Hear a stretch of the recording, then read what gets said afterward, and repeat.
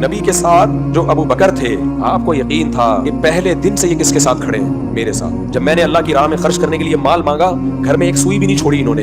हालांकि इतने मोजज़े उन्होंने नबी के नहीं देखे थे जितने बनी इस्राइल ने मूसा के मोजज़े देखे। इतना टाइम नबूवत के बाद अबू बकर ने नबी के साथ नहीं गुजारा जितना नबूवत के बाद बनी इस्राइल मूसा अलैहिस्सलाम के साथ टाइम गुजार चुके थे। इतनी दफा मुकाबलों में जीतता हुआ नहीं देखा, वो तो आजमाइशों में ही देख रहे हैं। इसके बाद भी हर मौके पे साथ देना, तो हमारे पैगंबर को यकीन था कि ये हो नहीं सकता कि अल्लाह मुझे बचा ले और अबू बकर को कसम कुर्सी में इसी हाल में छोड़ दे। जो अल्लाह इन्हें बचाएगा वो मुझ में और इनमें फर्क नहीं करेगा। अभी सहाबा सबसे ज्यादा अगर किसी की रिजा का ख्याल करते थे ना नबी के बाद, तो वो हजरत अबू बकर का ख्याल करते थे। अगर किसी सहाबी से कभी अबू बकर नाराज हुए ना, तो सहाबा के दिल पे सबसे ज्यादा बोझ किस पे होता था? अबू बकर के नाराज होता था, क्योंकि ये नबी के सबसे क्लोज है। क्योंकि इनका नाराज होने का मतलब क्या है?